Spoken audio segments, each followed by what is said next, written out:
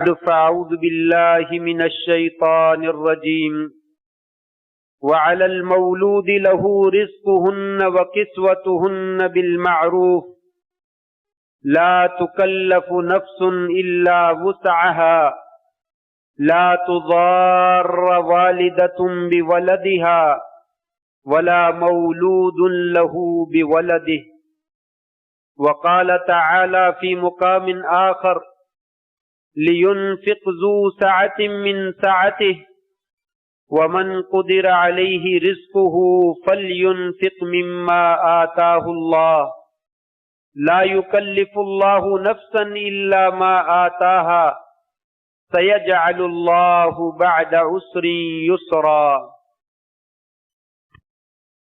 اور باپ پر لازم ہے کہ وہ بچے کی والدہ کا خرچ برداشت کرے اور اس کے لباس کا بھی عرف کے مطابق، کسی بھی نفس کو اس کی طاقت سے زیادہ تکلیف نہیں دی جاتی ہے، نہ ماں کو تکلیف دی جائے اس کے بیٹے کی وجہ سے اور نہ ہی باپ کو تکلیف دی جائے اس کے بیٹے کی وجہ سے۔ اللہ کریم نے دوسری آیت میں فرمایا لِيُنْفِقْ ذُو سَعَةٍ مِّن سَعَتِهِ، ہر آدمی کو اپنی کشادگی کے مطابق، اپنی وسعت اور فراوانی کے مطابق خرچ کرنا چاہیے۔ جس کا رزق تنگ ہو وہ اسی میں سے خرچ کرے جتنا اللہ نے اس کو دے رکھا ہے۔ اللہ کسی کو اتنی ہی تکلیف دیتا ہے جتنی اس میں برداشت کرنے کی طاقت ہوتی ہے۔ ان قریب اللہ تبارک و تعالی تنگی کے بعد آسانی کو پیدا کر دے گا۔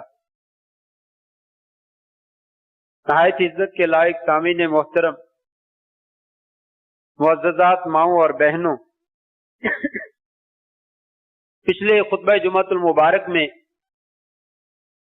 عورت کے حقوق، شوہر کے ذمے کیا ہیں، ان میں سے پہلا حق مہر کے بارے میں تفصیل کے ساتھ ہم نے گفتگو کی تھی کہ یہ عورت کا حق ہے، آدمی نے جو یہ مقرر کر لیا ہے اسے اپنی بیوی کو ادا کر دینا چاہیے۔ ہاں البتہ اگر عورت اپنی خوشی سے معاف کر دے یا کچھ چھوڑ دے تو شوہر کے لیے اس میں سے کھانے میں کوئی حرج نہیں ہے۔ اس کے بعد دوسرا اور تیسرا حق آج کے خطبہ جمعۃ المبارک میں بیان کرنے کی کوشش کروں گا۔ پہلا حق اس میں سے یہ ہے کہ بیوی کا نان و نفقہ اللہ تبارک و تعالی نے انسان پر لازم قرار دیا ہے۔ جب انسان شادی کر لیتا ہے تو شادی کرنے کا مطلب یہ ہوتا ہے کہ انسان یہ عہد کرتا ہے کہ آج کے بعد اس عورت کا خرچہ اور نان و نفقہ اس کے باپ کے ذمے نہیں ہے بلکہ میرے ذمہ ہے۔ یہ خرچہ اب اپنے گھر سے نہیں لے گی بلکہ میرے گھر سے لے گی۔ اس سلسلہ میں قرآن مجید میں کئی جگہ پہ اللہ تبارک و تعالی نے ذکر کیا ہے۔ ان میں سے ایک آیت میں نے آپ کے سامنے پڑھی سورہ بقرہ کی، وَعَلَى الْمَوْلُودِ لَهُ رِزْقُهُنَّ وَكِسْوَتُهُنَّ بِالْمَعْرُوفِ، باپ کے ذمے ماں کا جو نان و نفقہ ہے وہ باپ کے ذمے ہے اور عرف کے مطابق ہے۔ اور دوسری آیت میں نے سورہ طلاق کی پڑھی لِيُنْفِقْ ذُو سَعَةٍ مِّن سَعَتِهِ، ہر بندے کو اپنی فراوانی کے مطابق اپنے گھر والوں پہ خرچ کرنا چاہیے۔ اگر کوئی تنگ دست بھی ہے تو وہ اپنے تھوڑے مال میں سے ہی جتنا خرچ کر سکتا ہے اسے خرچ کرنا چاہیے۔ اور تیسری آیت وہ بھی سورۃ طلاق کی ہے، اس میں بھی اللہ تعالیٰ فرماتے ہیں اسکنوہن من حیث سکنتم من وجدکم، جہاں تم رہتے ہو وہیں پہ اپنی بیویوں کو بھی رہائش جو ہے وہ دے دو جتنی تمہارے اندر ہمت اور طاقت ہے۔ تو یہ تین آیتیں ہیں جن میں اللہ تبارک و تعالیٰ نے شوہر کو اپنی بیوی کے اوپر خرچ کرنے کا حکم دیا ہے۔ پہلی بات تو یہی ہے کہ یہ نان و نفقہ شوہر کے ذمے بیوی کے لیے واجب ہے، فرض ہے، اگر وہ نہیں دیتا ہے تو وہ گناہگار ہے۔ اس لیے کہ عورت جو ہے وہ اپنا گھر بار چھوڑ کر، اپنے والدین کو، بہن بھائیوں کو، تمام لوگوں کی سرپرستی کو چھوڑ کر اپنے آپ کو اپنے شوہر کی سرپرستی میں دے دیا ہے۔ گویا کہ اپنا آپ سارے کا سارا اس نے شوہر کے حوالے کر دیا، اور اب وہ شوہر کے گھر میں ایک قسم کی محبوس ہے، گھر سے شوہر کی اجازت کے بغیر باہر نہیں نکل سکتے۔ شوہر جس سے ملاقات کرنے کی اجازت دیتا ہے اس سے ملاقات کرے، جس سے ملاقات کی اجازت نہیں دیتا اس سے ملاقات نہیں کرنی چاہیے۔ وہ اپنی مرضی سے کاروبار وغیرہ کرنا چاہے تو نہیں کر سکتی ہے، شوہر کی اجازت جو ہے وہ ضروری ہے۔ جب یہ تمام معاملات میں اسے شوہر کی اجازت درکار ہے تو پھر اسی ذریعے سے اللہ تبارک و تعالیٰ نے لازم کر دیا کہ اب اس کا خرچہ جو ہے وہ شوہر کے ذمہ۔ جب وہ خود کچھ نہیں کر سکتی ہے، کہیں اور سے لے نہیں سکتی ہے، تو شوہر کی ذمہ داری ہے کہ اس کا خرچہ جو ہے وہ برداشت کرے۔ اس خرچے میں کیا کیا چیزیں شامل ہیں؟ کھانا پینا، یہ تو بنیادی ضرورت ہے، جہاں سے انسان کھاتا ہے وہیں سے انسان اس کو کھلائے۔ حدیث میں آتا ہے، معاویہ القشیری رضی اللہ تعالیٰ عنہ صحابی رسول ہیں، وہ سوال کرتے ہیں یا رسول اللہ، عورت کا بندے کے اوپر حق کیا ہے؟ فرمایا تطعمها اذا طعمت وتکسوها اذا اکتسیت، جب تو کھائے تو اس کو بھی کھلا، جب تو پہنے یا جہاں سے تو پہنے تو وہاں سے اس کو بھی پہنا، یعنی اس کا کھانا اور پینا اور اس کا لباس بھی، اس کا کسوہ بھی۔ یہاں پہ قرآن مجید میں بھی ذکر ہے وَعَلَى الْمَوْلُودِ لَهُ رِزْقُهُنَّ وَكِسْوَتُهُنَّ، اس کا کھانا پینا بھی شوہر کے ذمے ہے اور اس کا لباس بھی شوہر کے ذمے ہے۔ اور تیسری آیت میں نے ذکر کی تھی، اس میں سکن کا بھی ذکر ہے، اسکنوہن من حیث سکنتم، ان کو رہائش بھی دو۔ تو گویا کہ کھانا پینا اور رہائش یہ بنیادی ضروریات ہیں جو خاوند کے ذمے فرض ہے کہ وہ عورت کو جو ہے وہ مہیا کر۔ ہاں وہ اپنی طاقت کے مطابق خرچ کرے، اس کو اپنی طاقت سے بڑھ کر جو ہے وہ شریعت خرچ کرنے کا حکم نہیں دیتی۔ اگر وہ خرچ نہیں کرتا ہے تو وہ گناہگار ہے، وہ قصوروار ہے۔ عورت عدالت میں دعویٰ دائر کر کے اس سے اپنا حق جو ہے وہ وصول کر سکتی ہے۔ اگر دنیا میں نہیں ملتا تو کل قیامت کے دن اللہ تبارک و تعالیٰ اس کا حق جو ہے اس کو لے کر دے۔ اس لیے یہ حق ہے شوہر کا کہ وہ اپنی بیوی کے اوپر جو ہے وہ خرچ کرے، اس کا لباس بھی ہے، اس کا کھانا بھی ہے اور اس کی رہائش بھی ہے۔ اس کے علاوہ جو اس کی بنیادی ضروریات ہیں جس کے بغیر گزارا نہیں ہے، عورت کے اپنے معاملات ہیں، گھریلو معاملات میں جن چیزوں کی ضرورت رہتی ہے وہ ساری کی ساری چیزیں مہیا کرنا جو ہے وہ شوہر کی ذمہ داری۔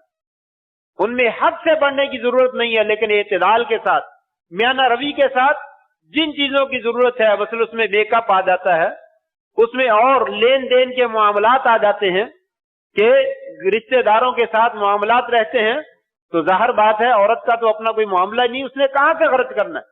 وہ سارے اخراجات جو ہے وہ درمیانہ اعتدال کے ساتھ جو ہے وہ شوہر کے ذمہ ہے کہ اس کو دے اور وہ خرچ کرے۔ اور شریعت نے واضح طور پہ یہ کہا ہے، میاں بیوی کے درمیان بھی یہ معاملات میں شریعت نے اعتدال کرنے کا حکم دیا، اور عام آیات میں بھی اللہ تبارک تعالیٰ نے حکم دیا کہ یہ اعتدال جو ہے وہ انسان کو خرچ کرنے میں ضرور اس کو سامنے رکھنا چاہیے۔ والذین اذا انفقوا لم یسرفوا ولم یقتروا وکان بین ذلک قواما ولا تجعل یدک مغلولۃ الی عنقک، فرمایا لوگو آپ جو ہے نہ بخیلی کرو اور نہ بہت کھلا ہاتھ رکھو، نہ اسراف کرو اور نہ کنجوسی کرو، میانہ روی کے ساتھ جو ہے وہ خرچ کرو۔ اپنے ہاتھ کو گرے باندھ کے ساتھ باندھ کر نہ بیٹھ جاؤ، بلکہ اس کو جیب میں ڈالو اور نکالو اور خرچ کرو۔ بہت سے لوگ بہت حد تک کنجوس ہوتے ہیں، بخیل ہوتے ہیں، حتیٰ کہ وہ اپنے بیوی بچوں پر بھی اور اپنی ذات پر بھی خرچ نہیں کرتے، سنبھال سنبھال کر رکھتے ہیں، اور وہ ان کے ساتھ ہی جو ہے وہ مال چلا جاتا ہے۔ اور کچھ لوگ اتنے فضول خرچ ہوتے ہیں کہ خام خواہی جہاں پہ ضرورت نہیں بھی ہوتی وہاں پہ بھی خرچ کرتے رہتے ہیں. شریعت نے کہا یہ دونوں راستے ہمیں منظور نہیں ہیں، ہمارے یہاں پسندیدہ نہیں ہیں. میانہ روی کے ساتھ جو ہے وہ اعتدال کے ساتھ جو ہے وہ خرچہ کرو، عام حالات میں بھی اور بیوی بچوں کے اوپر بھی، دونوں طرف میں درمیانہ روی کے ساتھ جو ہے انسان خرچ کرے. جو ضرورت ہے وہ چھوڑے نہیں، جو ضرورت ہے گھر کی اسے کبھی ترک نہ کرے، اور جو ضرورت نہیں ہے اس میں کبھی دے دیا اور کبھی جو ہے وہ انکار کر دیا، اس میں انشاءاللہ کوئی مسئلہ نہیں. تو یہ شریعت نے رہنمائی کی ہے کہ انسان جو ہے وہ اپنے اہل و عیال کے اوپر خرچ کرنے کا جو ہے وہ ذمہ دار ہے. اور کہا کفا بالمرء اثما ان یضیع من یقوت او کما قال علیہ الصلوۃ والسلام. فرمایا آدمی کو گناہ گار ہونے کے لیے اتنا ہی کافی ہے کہ وہ جن کا کفیل ہے ان کی کفالت سے پیچھے ہٹ جائے، جن کے اوپر اس نے خرچ کرنا ہے ان کے اوپر خرچ نہ کرے. فرمایا اس کے لیے اور کوئی نہ بھی گناہ ہو تو یہی گناہ کافی. اپنے بیوی بچوں کا خرچ نہ دینا، فرمایا یہ انسان کے گناہوں میں سے اتنا ہی گناہ اس کی سزا کے لیے اور اس کی ناکامی کے لیے ہو جائے وہ کافی ہو جائے. یہ اتنا بڑا جرم ہے کہ انسان جو ہے وہ اپنے اہل و عیال کے اوپر خرچ نہ کرے. تو بیوی بچوں کا یہ حق ہے کہ انسان جو ہے وہ خرچ کرے. اور میں نے پچھلے جمعات میں ذکر کیا تھا کہ اگر انسان خرچ نہیں کرتا اس کے کئی راستے ہیں. ایک راستہ تو عدالت ہے، عدالت کے ذریعے سے عورت جو ہے وہ اپنا حق لے سکتی ہے. دوسرا راستہ وہ خاموشی سے جتنا اس کا حق بنتا ہے اگر شوہر کی جیب سے لے لیتی ہے تو شریعت کہتی اس کی بھی گنجائش موجود. ابو سفیان کی بیوی ہند بنت عتبہ نبی کریم صلی اللہ علیہ وسلم کے پاس آئی اور کہنے لگی یا رسول اللہ ان ابا سفیان رجل شحیح، ابو سفیان بخیل آدمی ہے، وہ مجھے اتنا خرچہ نہیں دیتا جو میرا اور میرے بچوں کے لیے پورا ہو سکے، کیا میں اس کی جیب سے اس کو بتائے بغیر لے لیا کروں؟ آپ نے فرمایا تھا خذی ما یکفیک وولدک بمعروف، جتنا تجھے کافی ہو جائے اور تیرے بچوں کو کافی ہو جائے اتنا جو ہے وہ تو لے لیا کر عرف کے مطابق، اس سے زیادہ نہ لیا کر، اتنا لینا جو ہے وہ تیرے لیے جائز. تو گویا کہ شریعت نے یہ اجازت دی ہے کہ اگر شوہر اپنی بیوی کا حق نان و نفقے کا ادا نہیں کرتا ہے تو بیوی جو ہے وہ خاموشی سے اپنا حق جو ہے وہ لے سکتی ہے لیکن اس سے زیادہ نہ. اور یہ بھی انسان بات یاد رکھے، یہ خرچ کرنا فریضہ بھی ہے اور یہ خرچ کرنا بہت زیادہ اجر و ثواب کا بھی باعث ہے. آپ صلی اللہ علیہ وسلم نے ارشاد فرمایا ایک آدمی ہے رجل ينفق على رقبۃ او يتصدق على رقبۃ، ایک آدمی صدقہ خیرات کرتا ہے اور غلام آزاد کرتا ہے. ایک دینار جو ہے وہ خرچ کرتا ہے، دینار تنفق على رقبہ ودینار تصدقت بها على مسکین، اور ایک دینار تو مسکین کے اوپر خرچ کرتا ہے. ودینار تنفقه فی سبیل اللہ، اور ایک دینار تو اللہ کے راستے میں خرچ کرتا ہے. ودینار تنفقه علی اہلک، اور ایک دینار جو ہے تو اپنے بیوی بچوں پہ خرچ کرتا ہے.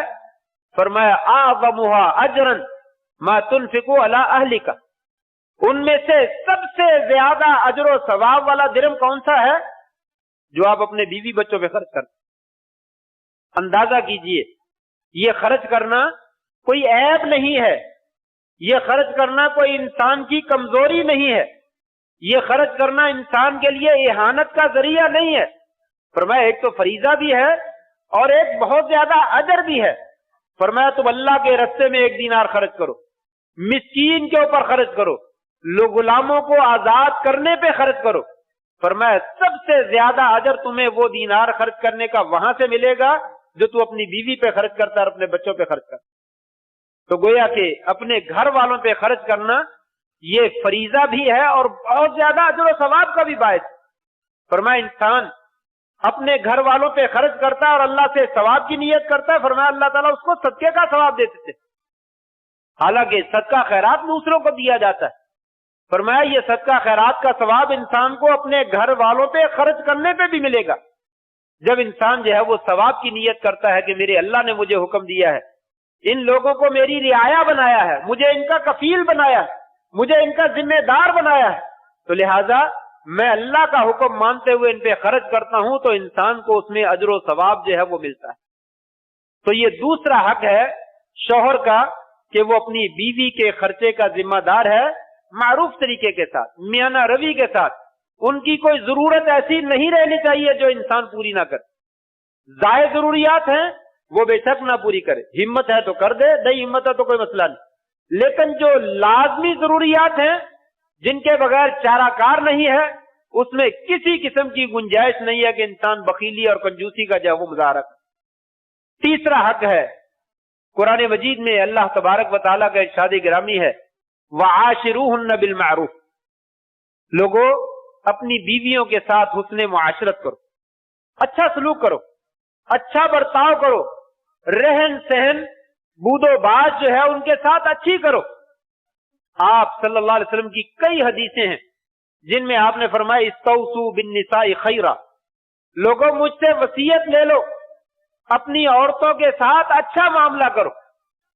خیرکم خیرکم لأہلہ وانا خیرکم لأہلی، لوگوں تم میں سے سب سے بہترین انسان وہ ہے جو اپنے گھر والوں کے ساتھ اچھا سلوک کرتا ہے، اور یاد رکھو میں محمد صلی اللہ علیہ وسلم تم میں سے سب سے بڑھ کر اپنے اہل و عیال کے ساتھ جو ہے وہ اچھا سلوک کرنے والا، مجھ سے زیادہ بہتر سلوک کرنے والا تم میں نہیں پایا جائے، اور تم میں سے بہترین انسان وہ ہے جو اپنے گھر والوں کے ساتھ اچھا سلوک کرتا ہے۔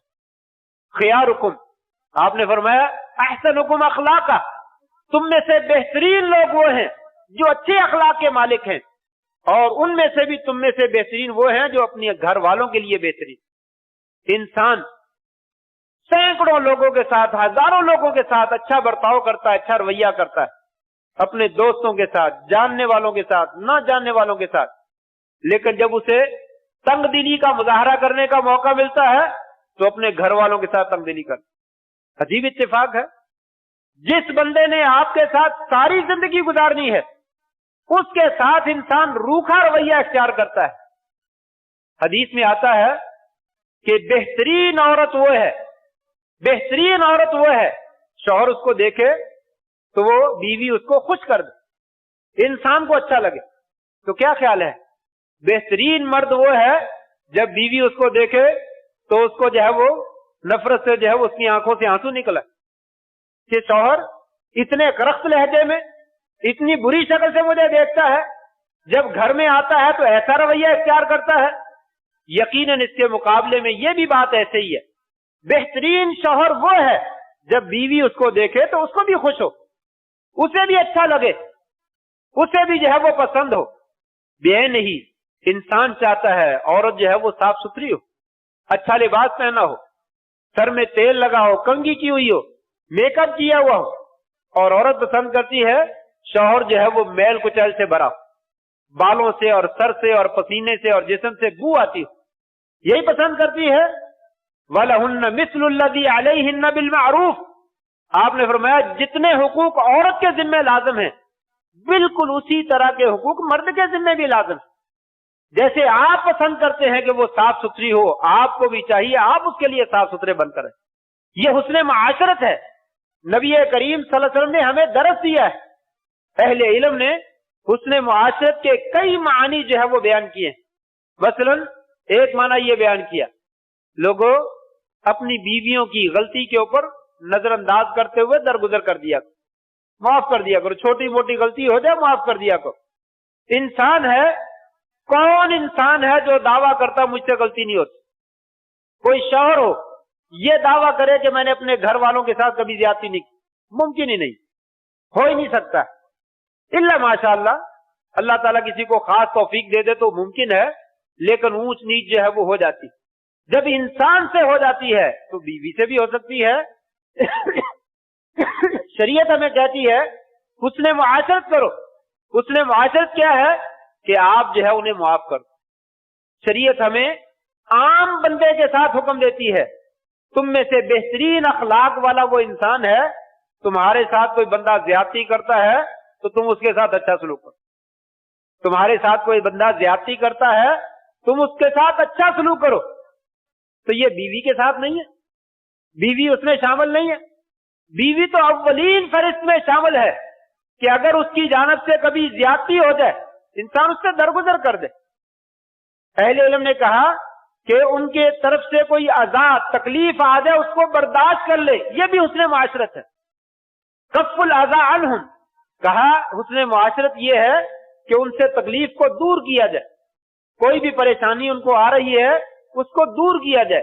اور بعض اہل نے کہا پریشانی دور نہیں کرنی بلکہ ان کی طرف سے آنے والی پریشانی کو برداشت بھی کرنا, اس کو برداشت بھی کر لینا, یہ بھی حسن معاشرت ہے.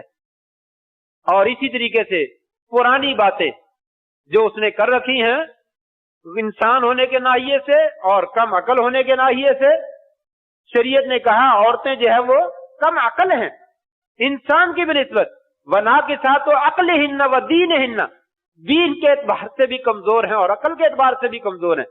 جب ایسا ہے تو کمی اور کوتاہی جو ہے وہ ہو جاتی. لہذا پرانی باتوں کو دوبارہ بار بار جو ہے وہ شروع کر کے نہ رکھے بلکہ ان کو بھول جائے, نیا معاملہ جو ہے وہ کرے. تو یہ حسن معاشرت جو ہے وہ کہلاتا ہے.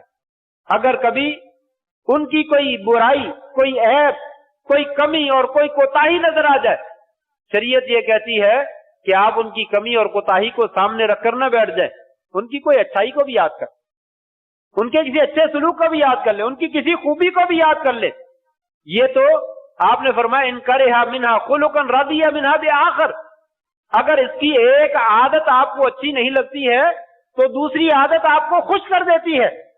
لہذا ان کی مساوی کو ان کے محاسن کے مقابلے میں لا کر ان کو نظر انداز کر. میں نے پیچھے بھی ایک قصہ ذکر کیا تھا, سعودیہ کے ایک بہت بڑے خطیب تھے, ان کے پاس لوگ اکثر مسائل لے کر آتے تھے تو دو جھگڑنے والے آگے میاں بیوی, اور وہ کہنے لگے کہ ہماری لڑائی ہے, ہمارے درمیان جو ہے وہ فیصلہ کروا دیجئے, ہم اکٹھے نہیں رہ سکتے, ہمیں طلاق دلوا دیجئے. وہ کہتی مجھے اسے علیحدہ کر دیجئے, شوہر کہتا میں دینے کے لیے تیار ہوں. دونوں آخری حد تک جو ہے وہ پہنچ چکے. اس نے کہا ٹھیک ہے میں کرتا ہوں فیصلہ, 1 منٹ کے لیے مجھے بھی تھوڑا سا سوچ لینے دیجیے اور بات کر لینے دیجیے. دونوں کو علیحدہ علیحدہ بٹھا دی اور ایک کاغذ اور ایک پینسل جو ہے وہ ان کو دے دی. کہا آپ میں سے, شوہر کو کہا آپ نے اس کی برائی نہیں لکھنی, سوچ سوچ کے دیکھ لکھنا ہے, اس کے اندر کوئی خوبی پائی جاتی ہے, جو خوبی آپ کو اس کی نظر آتی ہے وہ خوبی لکھ. اس کے اندر بہت ساری برائیاں ہیں جس کی وجہ سے آپ طلاق دینا چاہتے اور حق بجانب ہیں, لہذا آپ آج صرف اس کی چند خوبیاں اس صفحے کے اوپر نوٹ کر دیں, 3 4 5 2 3 4 جتنی لکھنا چاہیں, بس خوبی لکھنی ہے. بیوی کو بھی یہی کہا کہ آپ جو ہے اپنے شوہر کی کوئی 1 2 خوبیاں جو ہے یہاں پہ نوٹ کر دیں, برائیوں کو چھوڑ دیجئے, اس نے بہت زیادتیاں کی, بہت ظلم کیا ہے, اب آپ کا نباہ نہیں ہو سکتا. دونوں نے جو ہے وہ ورقہ پکڑا, اس پہ 5 6 7 8 9 10 جو ہے وہ ایک لائن میں خوبیاں لکھ کے دے دی. اس نے شوہر کا ورقہ بیوی کو پکڑا دیا اور بیوی کا ورقہ شوہر کو پکڑا دیا. کہا ذرا دیکھی یہ شوہر تیرے بارے میں کیا کہتا ہے, یہ تو تجھے بڑا اچھا سمجھتا ہے کہ تیرے اندر یہ بھی خوبی پائی جاتی, یہ بھی پائی جاتی, یہ بھی پائی جاتی, اور یہ بیوی شوہر کو کیا کہہ رہی ہے, تیرے اندر یہ بھی خوبی پائی جا رہی, تیرے اندر یہ بھی خوبی پائی جا رہی. دونوں نے جب دیکھا کہ ہم ایک دوسرے کو اتنا اچھا جانتے ہیں, وہ دونوں جو ہے وہ صلح کے اوپر جو ہے وہ راضی ہو گئے اور جو طلاق والا معاملہ تھا اسے ختم کر. یہ شریعت نے کہا ان کرہا منہا خلقا رضی بآخر, ایک عادت اس کی آپ کو اچھی نہیں لگتی تو دوسری عادت تو اچھی لگتی ہے, اس کے مقابلے میں لا کر اس کو ختم کر دیں. تو یہ ایسا معاملہ کریں تو انشاءاللہ معاملات جو ہے وہ بہتری کی طرف چلے جاتے ہیں.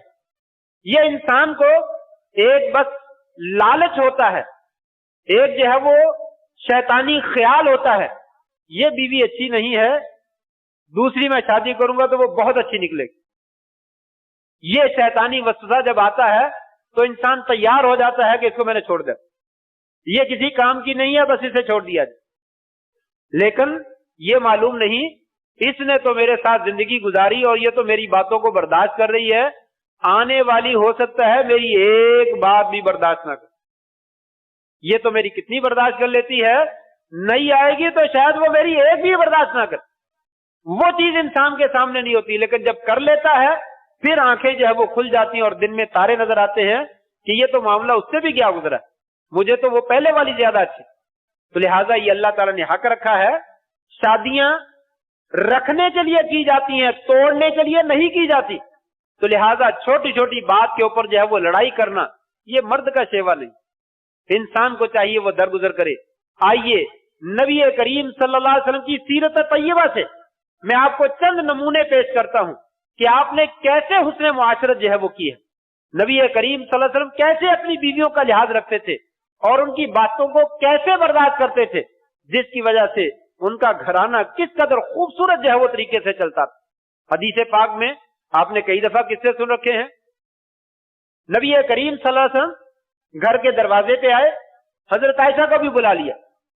मस्जिद के अंदर, दरवाजा मस्जिद के साथ ही खुलता था, अंदर हबशी लोग नेजाबाजी का मुजाहरा कर रहे थे। मस्जिद के अंदर नेजाबाजी की मशक कर रहे थे। आपने हजरत आयशा को अपने पीछे खड़ा कर लिया और चादर आगे कर दी और कंधे के ऊपर से उनको दिखाने लगे। हजरत आयशा देखती रही, कहने लगी मैं भी पीछे नहीं हटी, मैं देखूं कि नबी करीम सल्लल्लाहु अलैहि वसल्लम मेरी खातर कितना बर्दाश्त करते हैं। कहती हैं नबी करीम सल्लल्लाहु अलैहि वसल्लम खड़े रहे, जब तक मेरी बस नहीं हुई उस वक्त नबी वसल्लम पीछे नहीं हटे, ताकि मैं अंदाजा कर सकूं कि मेरी कदर नबी वसल्लम के दिल में कितनी है, आपको मेरा कितना का एहसास है।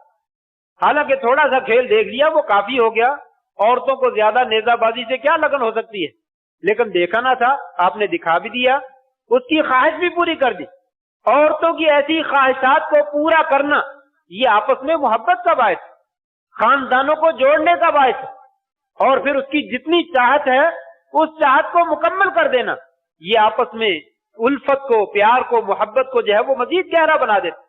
हजरत आयशा कहती हैं आप सलम कहें तो मैं पीछे हटूं, मैं पीछे नहीं हट, लेकिन आप भी डटे रहे कि जितना देखना है आप देख लो, कोई मसला नहीं। आपने उसको खेल भी दिखलाया और उसकी ख्वाहिश के मुताबिक जितनी देर तक देखना था उसको दिखाते। एक हिस्सा इसमें यह पता चला कि औरतों की जो ख्वाहिशात हो, चाहे मर्द की वो ख्वाहिश ना भी हो, इंसान को वो पूरी करनी चाहिए। ये वआशिरूहुन्ना बिल मारूफ के अंदर ये भी आता है। नंबर 2, नबी करीम सल्लल्लाहु अलैहि वसल्लम अपनी अज़वाज मुतहरात के साथ खेल कूद करते और हंसी मजाक भी करते। मशहूर किस्सा है, हजरत आयशा के साथ दौड़ का मुकाबला किया। हजरत आयशा आगे बढ़ गई, आप खामोश रहे, कुछ अरसे के बाद दोबारा दौड़ लगाई, फिर आप आगे बढ़ गए। आपने कहा आयशा आज मैंने बदला ले लिया, आज वो हिसाब किताब बराबर हो गया, पिछली दफा तुम बढ़ी थी आगे, इस दफा मैं आगे बढ़। अच्छे माहौल में, खुशगवार माहौल में, इससे जो है वो कमियां कोताहियां जो है वो सारी की सारी पीछे रह जाती। इंसान भूल जाता है, बीवी भी भूल जाती मेरे शौहर ने मेरे साथ ज्यादती की, लेकिन है हम में से कोई ऐसा करने वाला? औरत के साथ उसको टाइम देना, मर्द के पास टाइम नहीं होता, कारोबार करना है, बच्चों को स्कूल छोड़ना है, और आटा लाके देना है, सब्जी लाके देनी है, फला काम करना है, फला काम करना है। नहीं टाइम है तो बीवी के पास बैठने के लिए टाइम, उससे गुफ्तगू करने के लिए टाइम। कुर्बान जाइए, सही बुखारी और मुस्लिम की रिवायत है, नबी करीम सल्लल्लाहु अलैहि वसल्लम रात को नमाज पढ़ते, रात को उठ के लंबी नमाज पढ़ते, और बसा औकात आपके खड़ा होने की हिम्मत ना होती, आप बैठ के किरात करते, बैठ के नमाज पढ़ते और ज्यादा देर कुरान पढ़ते रहते। जब आप समझते कि मैंने रुकू करना है, 30 आयतें या 40 आयतें बाकी रह जाती। यहां से आप अंदाजा लगा सकते हैं कि आप बैठ के जब नमाज पढ़ते तो कितना कुरान पढ़ते थे। हदीस के लफ्ज है जब 30 आयतें या 40 बाकी रह जाती आप खड़े हो जाते, खड़े होकर 30 आयतें पढ़ लेते और फिर रुकू में चले जाते, फिर सजदा करते, फिर दूसरी रकत में भी ऐसा करते। जब नमाज से फारग होते नजारा, हजरत आयशा फरमाती आप देखते, फ़इन कुन्तु यक़ज़ा, अगर मैं बेदार होती, तकल्लम मअय्या, आप मेरे साथ बैठकर बातें कर। रात के आखिरी पहर में, सुबह को आपने लोगों के साथ जाना है, मस्जिद में जाना है, लोगों के मसाइल सुनने हैं, लड़ाई झगड़े के फैसले करने हैं, जिहाद के मामला तय करने हैं, पता नहीं कौन कौन सी जिम्मेदारियां अदा करनी है। रात को, आधी रात को उठ के तहज्जुद पड़ी है और लंबी तहज्जुद पड़ी है। फरमाया फिर तहज्जुद से फारग होकर आप देखते, मुझे जगाते नहीं, आप देखते कि मैं जाग रही हूं तो आप मेरे साथ बैठकर बातचीत कर, और अगर देखते कि मैं सोई हुई हूं तो आप भी लेट जाते, आप भी लेट जाते। ये इस तरीके से आप सल्लम जो है वो हुस्न मुआशरत जो है वो किया करते थे। तो इसका मतलब ये हुआ کہ بیوی کو بھی چاہیے اپنے شوہر کو ٹائم دے اور شوہر کو بھی چاہیے ٹائم دے. انسان تو اپنی خواہشات کے لیے جب چاہتا ہے آواز دے دیتا ہے, یہ کام کرو وہ کام کرو, لیکن اس کو ٹائم دینے کے لیے انسان کے پاس ٹائم نہیں ہوتا, جس سے معاملات جو ہے وہ ابتری کی طرف جو ہے وہ چلے جاتے ہیں, معاملات جو ہے وہ بگاڑ کی طرف جو ہے وہ چلے جاتے ہیں. لہذا آپ بھی اسے اگر ٹائم دیں تو یہ آپ کا حق بنتا ہے اور یہ حسن معاشرت میں سے ہے. نبی کریم صلی اللہ علیہ وسلم ان کی غلطیوں سے, ان کی خطاؤں سے درگزر کرتے اور صرف نظر کرتے. حضرت عائشہ رضی اللہ تعالیٰ کی روایت ہے, اس روایت میں نام نہیں ہے لیکن معاملہ انہی کا تھا. ان کے گھر میں دوسری بیوی نے, آپ کی دوسری بیوی, دوسری امہات المومنین میں سے ایک بیوی نے جو ہے وہ آپ کے گھر میں کوئی کھانا ہدیہ بھیجا, کسی نوکر کے ہاتھ میں, خادم کے ہاتھ. جس گھر میں آپ موجود تھے اس بیوی کو اچھا نہ لگا, میرے گھر میں میری سوکن اپنے گھر سے پکا ہوا کھانا نفسوں کو بھیجے, میرے گھر میں آ کر آپ کھائیں. یہ چیزیں عورتوں میں موجود ہوتی ہیں, یہ ختم کرنا چاہے انسان ختم نہیں کر سکتا. بعض لوگ کہتے ہیں اس کی یہ عادت بڑی بری ہے, وہ عادتیں نہیں ختم ہوتی. یہ چیزیں اللہ نے فطرت میں رکھی ہوئی ہیں, ایسی چیزیں موجود ہیں ان کے پاس. نبی کی بیویاں اور ان کے ساتھ یہ معاملہ موجود ہے. کسی سوکن سے آیا ہوا کھانا جو ہے وہ اپنے گھر میں اچھا نہیں سمجھتی, یہ تحفہ بھیجا پھر کیا ہوا, لیکن نہیں پسند ہے. اس عورت نے پکڑنے کے بہانے اس کے ہاتھ کے اوپر ہاتھ مار دیا, برتن جو ہے وہ دڑام سے نیچے گر گیا, کھانا بھی گر گیا اور برتن بھی ٹوٹ گیا.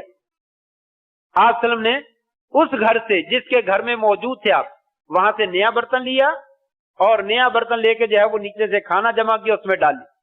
اور آپ نے یہ لفظ ارشاد فرمایا, غارت امکم, تمہاری ماں کو غیرت آ گئی, اپنی دوسری سوکن کا کھانا جو ہے وہ برداشت نہیں کر سکی ہے, لیکن کچھ نہیں کہا, کچھ نہیں کہا. خاموشی سے کھانا جو ہے وہ رکھ لیا اور ٹوٹا ہوا برتن جو تھا وہ گھر میں رکھ لیا اور صاف اور صحیح برتن جو تھا وہ اپنے آگے بھیج, وہ دوسرے گھر میں جہاں سے آیا تھا وہاں پہ واپس کر. انصاف بھی کر دیا اور کسی کو نہیں ڈانٹا, کسی کو نہیں ڈانٹا, کسی کو کچھ نہیں کہا. کہا یہ تو معاملات ہوتے ہیں, مجھے ایک جانب میں کسی کی سائڈ لینے کی کیا ضرورت ہے, یہ ان کے معاملات ہے, خود ہی حل کرتی رہیں. کچھ بھی نہیں ہوا, بعد میں معاملات چلتے رہے. اس طرح کے بے شمار واقعات ہیں جو سیرت طیبہ سے ہمیں ملتے ہیں کہ آپ صلی اللہ علیہ وسلم جو ہے وہ ازدواجی معاملات میں آپ جو ہے وہ حسن معاشرت کا بہترین مظہر تھے. بہت زبردست آپ نے حسن معاشرت کی ہے. حیض کی حالت میں, مینسز کے ایام میں نبی کریم صلی اللہ علیہ وسلم کس قدر حسن معاشرت کرتے ہیں, کس قدر اچھا سلوک کرتے ہیں. حضرت عائشہ فرماتی ہے, میں برتن لے کے پانی پی لیتی, آپ بھی اسی برتن سے میرا جھوٹا پانی پی لیتے, اسی جگہ پہ منہ لگا لیتے جہاں پہ میرا لگا ہوتا. یہ عورت کے ساتھ حسن معاشرت ہے, خاندان کے ساتھ حسن معاشرت ہے. اگر وہی حقوق جو میں نے بیوی کے ذکر کیے کہ بیوی کے ذمے ہے وہ شوہر کے یہ حقوق ادا کرے, اور اسی طریقے سے جو میں نے شوہر کے ذکر کیے کہ شوہر اپنی بیوی کے حقوق ادا کرے, اگر دونوں اپنے اپنے ذمہ داریاں کو ادا کرنے کی کوشش کریں تو کیا خیال ہے یہ دنیا کا ہمارا گھرانہ جنت کا منظر نہیں پیش کر سکتا. یہ بہترین پرسکون اور آرام دہ اور جہاں سے راحت ہی راحت اور جہاں سے ٹھنڈی ٹھنڈی ہوائیں, یہ ایسا بن سکتا ہے اگر عورت بھی سمجھے کہ میرے ذمہ میرے شوہر کو کچھ حقوق ہیں اور شوہر بھی سمجھے کہ میرے ذمہ بھی عورت کے کچھ حقوق ہیں. اگر ان ذمہ داریوں کو ادا کیا جائے تو یقیناً اللہ تبارک تعالیٰ گھر میں خیر و برکت اور سکون اور اطمینان اور فراوانی اور ساری برکتیں جو ہے وہ اللہ تعالیٰ جو ہے وہ نازل کر سکتا ہے. اس لیے ضرورت اس بات کی ہے کہ ہر بندہ اپنی اپنی ذمہ داریوں کو سنبھالنے کی کوشش کرے. اللہ سے دعا ہے اللہ تبارک تعالیٰ ہمیں اپنا دین سمجھ کر اس کے مطابق جو ہے وہ عمل کرنے کی توفیق نصیب فرمائے. وآخر دعوانا ان الحمد للہ رب العالمین.